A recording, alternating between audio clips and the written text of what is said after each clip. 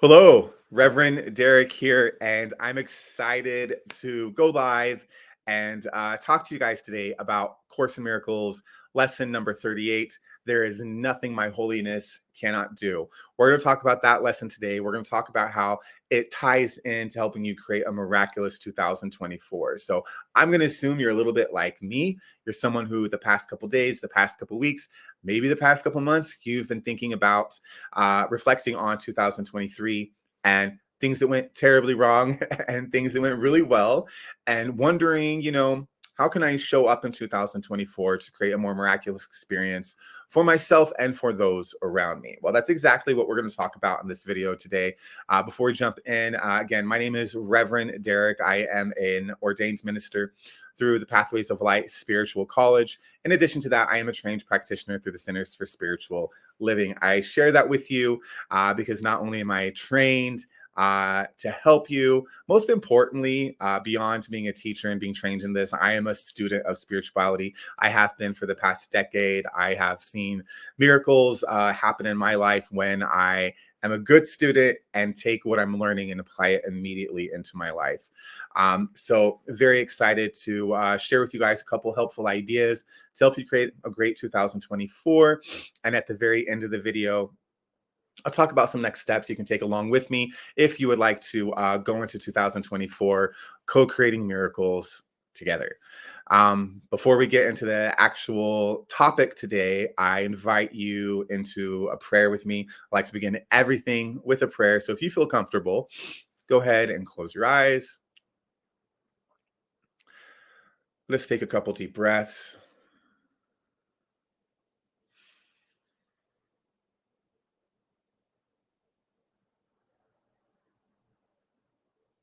And dear God, we invite you into our minds. We invite you into our hearts. We ask you to enter where you already exist. Bring into our minds, our hearts, our lives, peace, joy, perfection, wisdom. And I ask that you bless anyone who is watching this, whether they're watching it live or they're watching a recording. I ask, dear God, that you move swiftly into their lives and eradicate fear, replace it with love. Guide them, guard them, direct them. Point them in the direction of miracles. And most importantly, dear God, I ask that you help myself and anyone watching to remember more clearly that we are your child. And as your child, we are heirs to your kingdom. And as heirs to your kingdom, that means we are heirs to all the goodness that you would have us have, all the peace, all the love, the abundance, the joy, the perfection, all of the wonders that are yours, God. And we accept that with a grateful heart. Together we say, Amen. So today I want to talk to you about workbook lesson number 38 from A Course in Miracles.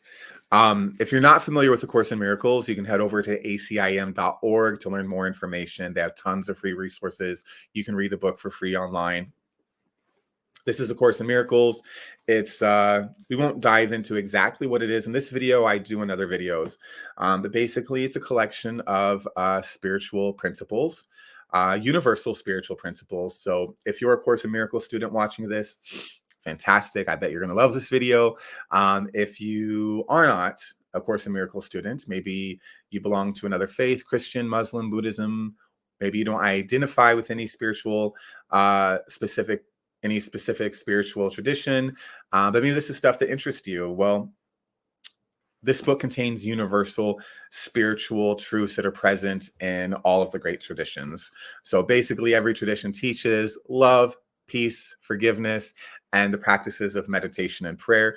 And those are all things that you will find in A Course in Miracles. Now, one of the reasons why in my opinion, the thing that makes A Course in Miracles stand out, it's just one of many paths, but the thing that makes it stand out, why I found it so helpful, is that the second book within the Course in Miracles is a workbook of lessons. So it's 365 lessons, one lesson a day, Each lesson has a mantra followed by the lesson that you read on how to apply this to your life. I first did the lessons back in like 2017, 2018, completely changed my life. I am so grateful that I did that back then, because the life I have today is very different than the trajectory I had, than the path that was coming. This completely changed my entire life. Now, we're going to read from lesson number 38. This is one of my favorites. I was listening to some Marianne Williamson today, and she, in a talk called Superman, Wonder Woman, and A Course in Miracles, she referenced this lesson. I feel like my glasses are not on right. She referenced this lesson number 38. Lesson number 38, the mantra. I'm going to read the mantra and then I'll pause there and then we'll read the whole thing. The mantra is, there is nothing my holiness cannot do. There is nothing my holiness cannot do. So I invite you to just soak that in for a second. And when I say that, there is nothing my holiness cannot do, say that silently to yourself. There is nothing my holiness cannot do. How does that feel? Does that feel true? Does it not feel true? Do you believe it a little bit? A lot? Not so much? Just be aware of how that mantra makes you feel.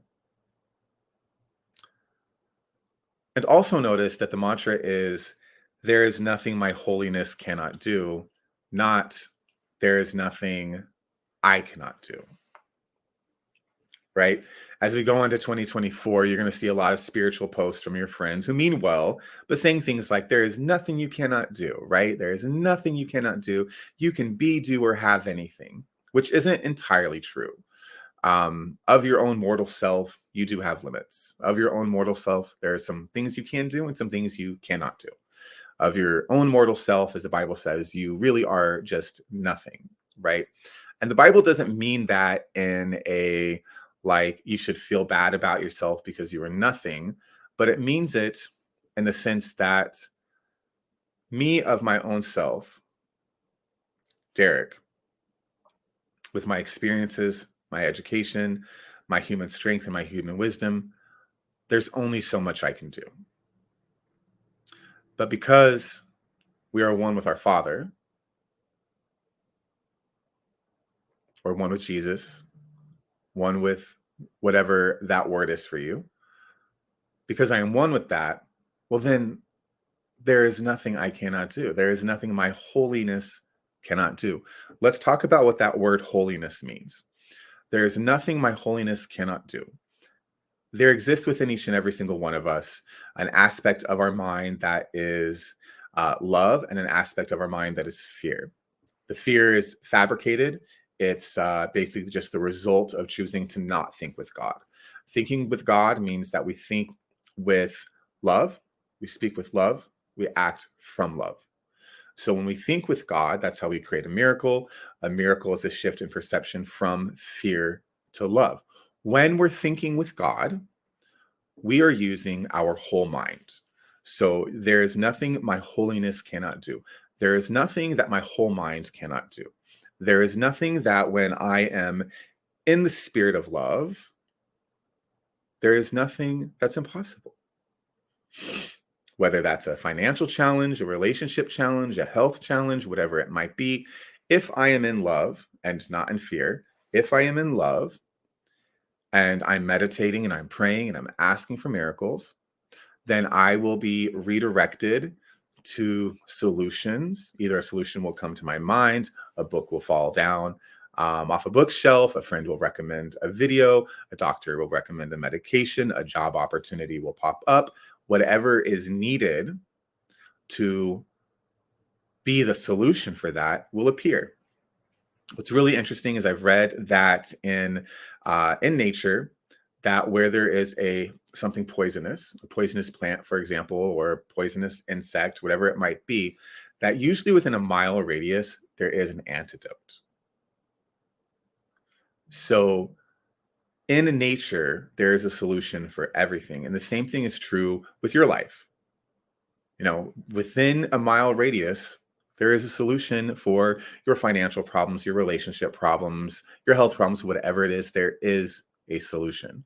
Remember in Cinderella when the fairy godmother showed up and she needed a dress and she needed a carriage and she needed all these things to go to the ball? The fairy godmother didn't take her out shopping. What did she do? She just took what was already there, whipped it into shape, and bam, she had everything she needed, and it all came from things she already had. The solution is always in your vicinity when you are thinking with your whole mind. But the problem is, most of us are not thinking from our whole mind all the time. Most of the time, for many of us, we are thinking from a place of fear.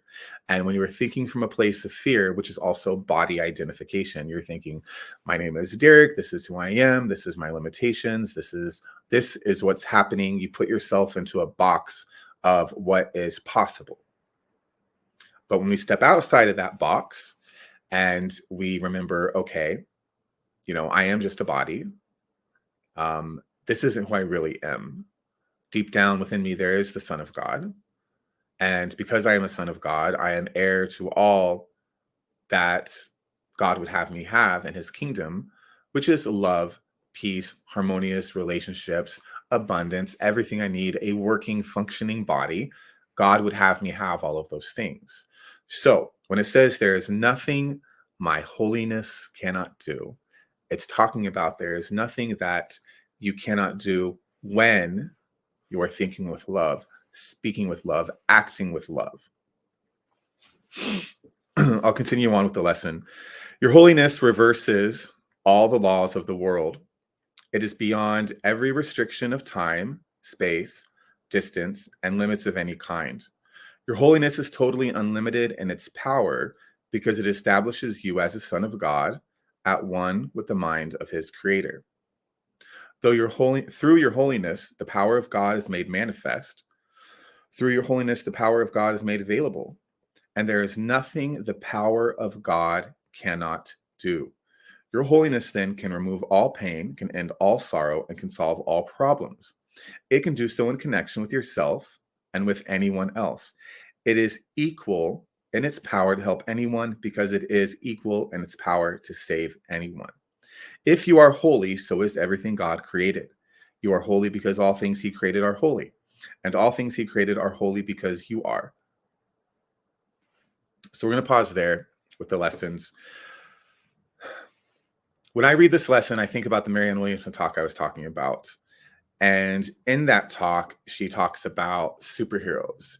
Superheroes, if you know me, you know I love superheroes. You can see them right behind me. Superheroes are amazing. I saw somebody post recently, oh, these superhero movies are trash. I don't know why anyone's so obsessed with them. And, this is just my opinion. I don't think you can understand humanity if you don't understand superheroes. If you don't see the importance of superheroes, you really can't understand humanity, because the idea of a Superman, for example, Superman, born in a very unique experiences. Wonder Woman, born in divine experiences, made from clay, blessed by the gods with these powers and abilities. And the most powerful of those powers and abilities for Superman and Wonder Woman is their compassion, right? These superhero stories, and Wonder Woman, Superman, Batman, they were created in like the 30s and 40s. But these stories actually predate that. These are Christ characters. The idea of a chosen one, of a divine child with special birthing, specific like birthing circumstances, special powers, going on this journey. Someone who is saying the way the world thinks is wrong. We need to think with love and we need to act with love, right? That's something that Jesus has in common with Superman and Wonder Woman, is again those unique birthing circumstances. Jesus, through a virgin birth. Superman was also through somewhat of a virgin birth. I won't go into the nerd stuff right now. Wonder Woman, also a virgin birth. Okay. And then they all grow up with special abilities, and they all have their form of meditation or prayer that helps them to see the truth and helps guide them in doing the right things to help save mankind. Ultimately, both Jesus and Superman do both ultimately die and are reborn. Wonder Woman has her own similar stories. Now, even the story of Jesus Christ, which goes back 2,000 years ago, isn't the first telling of that story. You can go back to ancient Greece and you can go back even further. Ancient Greece, ancient Egypt, and even further. You can just keep going back in time. As long as there have been people alive, there has been a story about a child that was born under special circumstances, who was divinely gifted and had these powers, these abilities, and ultimately died and was reborn. These stories go back thousands upon thousands upon thousands of years. And now the reason I say if you can't be dismissive of superheroes, because mankind has been telling this story for a long time. This is I believe the reason mankind has been telling this story for so long, for hundreds of thousands of years, is because it is a memory. The story of Jesus, the story of Superman, the story of Buddha, the story of Muhammad, Dionysus, Horus, all these stories. These are memories of who we are. We remember that who we think we are is not who we really are, that deep down we are the Son of God, the children of God. Course in Miracles says that basically the only difference between Jesus and us is Jesus remembered who he was. He was love, and he didn't have all that extra stuff we have. He didn't have guilt, shame, fear, depression, anxiety. He remembered who he was. He was someone who was born and their mind was whole. And because his mind was whole, there was nothing his holiness cannot do. He could turn water to wine. He could walk on water. He could heal the sick. He could raise the dead, because he had a whole mind. He didn't see things through a lens of fear. And because of that, his holiness was able to reverse all the laws of the world. He was able to resurrect the dead. He was able to heal. He was able to turn water to wine. He was able to defy gravity and walk on water. These are all things that many of the superheroes do as well, and also great characters of mythology and all religious traditions. Let's take Superman, for example. So Superman's one of my favorites. And he's interesting because he has two personalities, right? It's really obvious with him, his two personalities. He has Clark Kent, which is like this nerdy, clumsy guy, this giant hillbilly from Smallville, Kansas. And then you have Superman. Two very different characters, right? And which one is the fiction? The Clark Kent is the fiction. He is not really some shy, clumsy guy who can't get the girl, and kind of like this nerdy little man, right?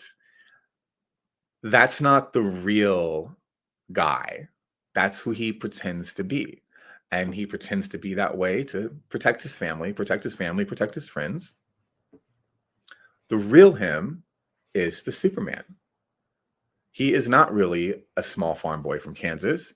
He is actually the last son of Krypton. And being the last son of Krypton, he was born of a unique birth. And by exposure to Earth's sun, he has these incredible powers and these incredible gifts. Marianne Williamson pointed out in one of her talks that that's what's great about Superman is he didn't wait until he got the cape to leap into action and go save the day. That was always a part of who he was. Whenever he sees something is wrong, he just leaps into action to help. It's one of the wonderful things about superheroes, like really great superheroes, is their greatest power is not actually their super speed, their super strength, their laser vision, like whatever it is their compassion. It is their compassion that is their greatest weapon. Not their greatest weapon, it's their greatest power, their greatest gift. Most of us walk through life thinking that we are the Clark Kent. we think Clark Kent is who we really are, that we are this weak person, this uh, nerdy person, whatever it is. We are this person that cannot. There's Clark Kent is very limited to what he can do, right? When his version of fighting crime for Clark Kent is being a journalist and writing about what's happening, right? And that's the most Clark Kent can do. And most of us walk through life with some kind of fictitious idea of who we are. We think we are whatever our name is. We think we are our past. We think we tie our identification to our parents, to maybe any health troubles you have, to your career, right? Maybe, I work in sales. Sometimes I have to remind myself a salesperson is not who you are, right? And I'm sure you can relate to that. If you have children, it can be really tough, I'm sure, as well, to not identify with just being a mother or just being a father. There's so much more to you, but we get caught up in identifying with these things that aren't the deepest truths of who we are. The deepest truth of who you are is the Superman. Each and every single one of you. You think about birth, for example. I mean, how many um what's the word? Like how many other like what are the odds that you were the one that was born, right? Like how many sperms were trying to get to that egg and you're the one that was born? I saw an article talking about most of the people in the world that could be born will not be born. And it was talking about this very idea that out of all of the children that could have been created and born in that moment, it was you. So there is a miraculous birth there for you. And when you remember who you are, then you have access to powers that can transform anything. When you remember, I am a child of God, there's nothing my holiness cannot do. Another way of saying that is there is nothing the Superman within you cannot do. There is nothing the Wonder Woman within you cannot do. The Bible says through Christ, all things are possible. There is nothing the Christ within you cannot do. When you remember that, and you go into situations and you go into circumstances and you go into your suffering, remember, I am a son of God. What seems to be happening is not the ultimate truth. There is a power within me. And if I can relax, detach from the physical world, remember who I am and why I'm here. I am love and I'm here to love. Invite God into my mind and heart. Let him know I would not keep thoughts of fear. I would keep thoughts of love. Dear God, I need a miracle here. And remember, your holiness reverses the laws of the world. So they're thinking like that, and that's what I call a miracle mindset, not positive thinking, but a miracle mindset. The difference is we're not lying to ourselves. We're separating ourselves from the lie, reminding ourselves of what is true, and asking for guidance. There is nothing my holiness cannot do.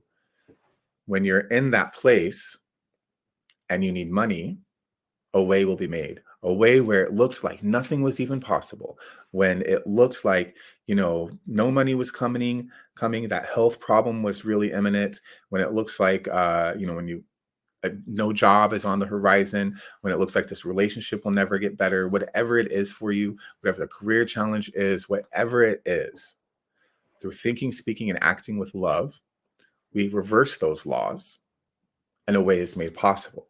Right? Remember, a solution is always within a mile radius.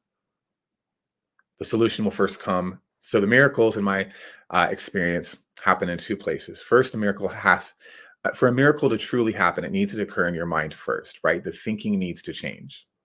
That's miracle number one. And then if something in the physical world, and sometimes that's all you need, right? Sometimes you're angry at someone and the miracle will just be peace of mind and just something changes in your mind and you let it go and you're not angry anymore. And there's your miracle. Other times when we need a miracle, we do require some assistance. We require something in the physical world. And so that's where the second part of the miracle will show up. That's where the money shows up, the job opportunity, the health, the health solution shows up. That's how all of that works. The miracle first happens here, and then it can happen out here as well.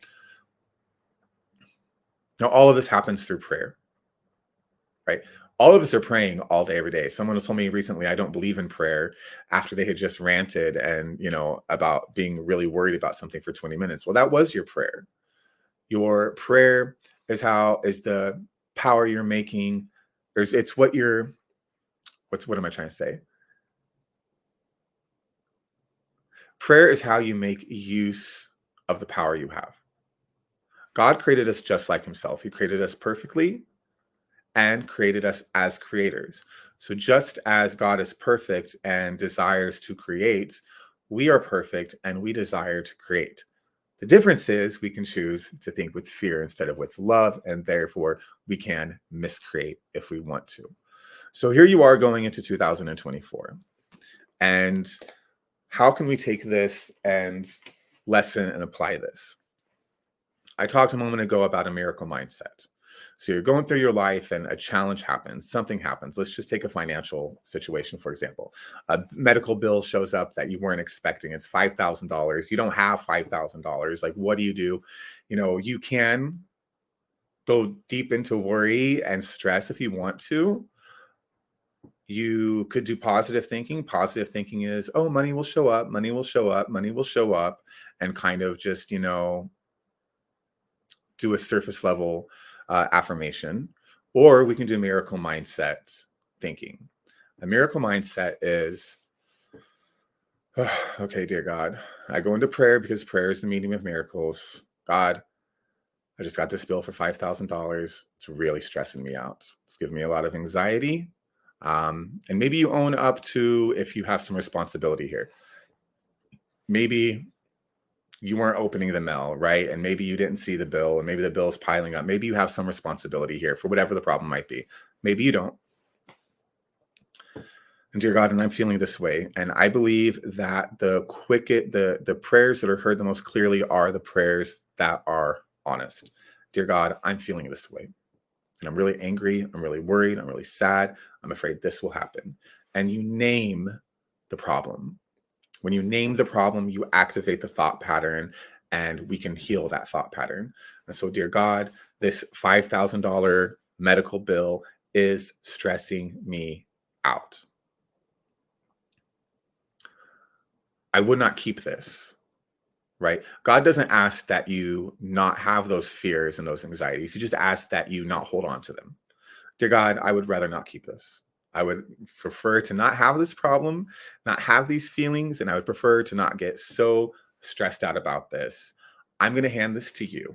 Okay. So, dear God, take this $5,000 bill and I hand it to you. I release it to you. I need a miracle here. I need a miracle here. I need $5,000. And dear God, I know you know what I need. And we hand this over to God. And we thank God for taking this from our experience. And then you have what Marianne Williamson calls tomb time, where it's a metaphorical 3 days between the crucifixion and the rebirth, where the miracle gestates. The miracle is going to happen. And it's a metaphorical 3 days. The miracle could happen right there in your mind. The miracle could happen in an hour. It could take 3 days. However much time it takes you to make the journey from fear to love is how long it will take. And so in that time, we don't probably not talk to people about it. We don't want to do anything that gets us back into a fearful state. We've released this, we've let it go. Now, during the tomb time, we're also waiting, willing, and ready, right? We're ready. So Superman, Wonder Woman, they're always listening, right? It helps that, Superman has super hearing. But he's always waiting, listening for what to do. Wonder Woman always has her golden lasso of truth on her that guides her and reminds her of who she is and what to do. And so we wait. And a voice will tell you, something will show up. There will be some kind of guidance on how to get that $5,000. A check will just suddenly show up. A job opportunity will show up. Something will happen. Remember that your holiness reverses the laws of the universe. By praying, thinking with love, speaking with love, acting with love, a solution will come, and that solution is usually just very, very close to you. So I hope that helps. I have other videos here on YouTube that talk more about miracle mindset and how to think in a way that is miraculous. Um, if you're interested, I'm going to be posting daily videos here on YouTube about A Course in Miracles. I'm going to be doing the workbook lesson starting tomorrow. These will be about 5-minute videos. These are going to be a great way for us to co-create and explore 2024 in the most miraculous way possible. If you want to learn more information about A Course in Miracles, be sure to go to acim.org. If you liked anything I was talking about Marianne Williamson, you can go to marianne.com. She's got a lot of free stuff there. She's got a free institute, a lot of free videos to watch on YouTube. And yeah, I am looking forward to a miraculous 2024. And I hope you are too. So I will be seeing more of you